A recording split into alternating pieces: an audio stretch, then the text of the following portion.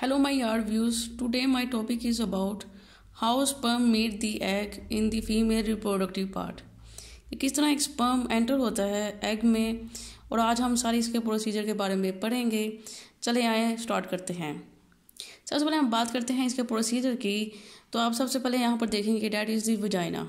ठीक है, that is vagina.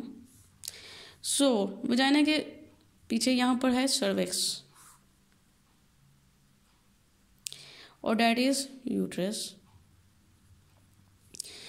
That is fimbrin. It has many important role in this procedure, or that is tube. So now we will start about this. सबसे पहले यहाँ पर बात करें ovaries की। ओवरीज से जो है एग बस्ट होता है, यानी कि जो एग है वो ओवरीज से प्रोड्यूस होता है। ओवरीज में कुछ फॉलिकल्स होते हैं जो मेच्योर होने के बाद यानी कि ओसाइट को रिलीज करवाएंगे। That is oocytes. ओसाइट को जो है वो रिलीज करवाएंगे, जिसे हम कहते हैं एग।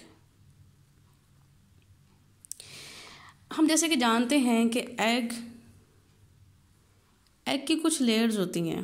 ठीक है, एग की जो सबसे आउटर मोस्ट लेयर होती है उसे हम कहते हैं कोरोना रेडिएटा। कोरोना रेडिएटा सबसे आउटर मोस्ट इसकी रियल लेयर होती है, और इसके अंदर वाली जो लेयर होती है हमसे कहते हैं जूना पेलिसिडा। ठीक है, अब हम बात करते हैं सबसे पहले। अब स्पर्म एंटर हो चुका है और अब कैसे फर्टिलाइजेशन का प्रोसीजर होगा। सबसे पहले जो स्पर्म है वो कोरोना रेडिएटा के सेल की तरफ जाएगा और उनको पेनिट्रेट करने की कोशिश करेगा।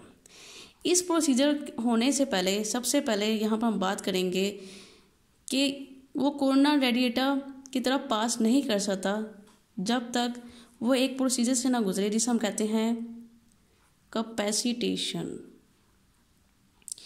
कैपेसिटेशन एक ऐसा प्रोसीजर है जिसके अंदर इसकी कंडीशनिंग होगी। ठीक है, कंडीशनिंग से मतलब ये कि इसके जस्ट 1% ही स्पर्म जो हैं वो एंटर हो सकते हैं एग को फर्टिलाइज करने के लिए। ठीक है, so capacitation is the conditioning procedure. ठीक है, अब फर्दर नाउ कैपेसिटेशन हो चुकी है, अब स्पर्म जो है कोरोना रेडिएटा को पास आउट करेगा।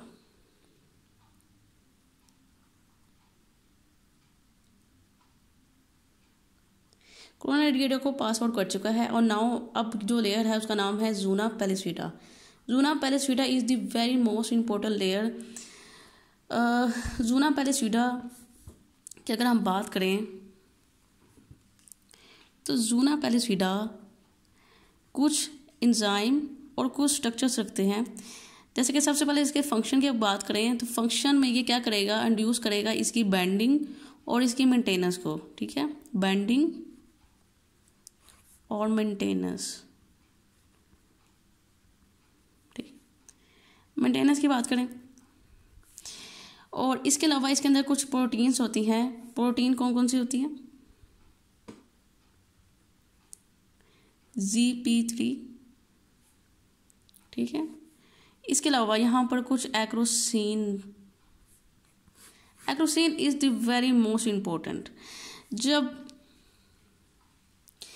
यहाँ पर जब स्पर्म एंटर होगा जूना पेलिसिडा लेयर के अंदर, तो यहाँ पर एक रिएक्शन इंड्यूस करवाएगा जूना पेलिसिडा, जिसे हम कहते हैं एक्रोसोमल रिएक्शन।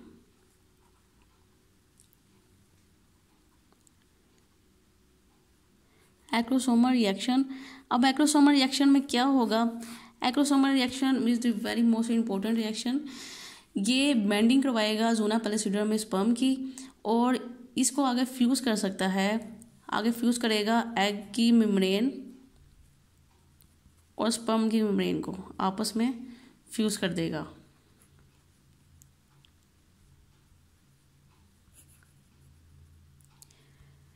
ठीक है, अभी तक हमने यहाँ बात की कि यहाँ पर कोरोना रेडिएटर को पास आउट कर चुका है स्पर्म। ठीक है, और अब नाउ पैलेस्टीडा की तरफ वो जा चुका है। ठीक है, अंदर जो है एग है और वहाँ पर एंटरिंग होने वाली है। यहाँ पर एंटरिंग होने से पहले एक बहुत अहम प्रोसीजर होता है। जैसे ही स्पर्म जो है वो पास आउट करता है जूना पैलेस्टीडा की तरफ,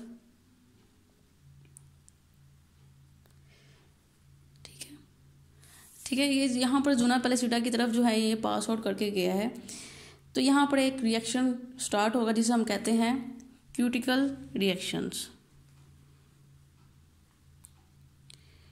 कोर्टिकल रिएक्शन में क्या होगा कि ये फर्दर बेंडिंग नहीं होने देगा किसी भी फर्दर स्पर्म की, यानी कि ये पॉलीस्पर्मी को प्रिवेंट करेगा। ठीक है, ये पॉलीस्पर्मी को प्रिवेंट करेगा और फर्दर सिर्फ 1% यानी कि एक स्पर्म ही जो है फर्टिलाइज कर सकता है इस सारे प्रोसीजर में एग को। ठीक है, पॉलीस्पर्म जो है वो प्रिवेंट करेगा ये रिएक्शन। ठीक, अब बात करते हैं यहाँ पर फर्टिलाइज कर चुका है एग को, यहाँ पर फर्टिलाइज हो चुका है एग, अब फर्दर प्रोसीजर की तरफ जाएगा और वो भी इम्पोली रीजन की तरफ जाएगा। यहाँ पर फर्टिलाइज हो चुका है और हम जानते हैं कि फर्टिलाइज एग को हम कहते हैं जाइगोट, दैट इज़ 1 डे। ये 1 डे का प्रोसीजर है। सेकेंड डे की बात अगर हम करें तो यहाँ पर इसके अंदर डिवीजन शुरू हो जाएगी। ठीक है,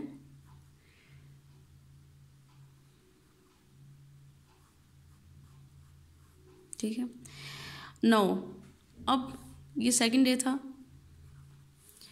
अब यहाँ पर क्या होगा, यहाँ पर एक अहम प्रोसीजर है जिसे हम कहते हैं क्लीवेज। क्लीवेज स्टार्ट हो जाएगा। क्लीवेज में क्या होगा कि फर्दर सबसे पहले 2 स्टेज सेल आएंगे जिसे हम कहते हैं 2 सेल स्टेज। फर्दर आएंगे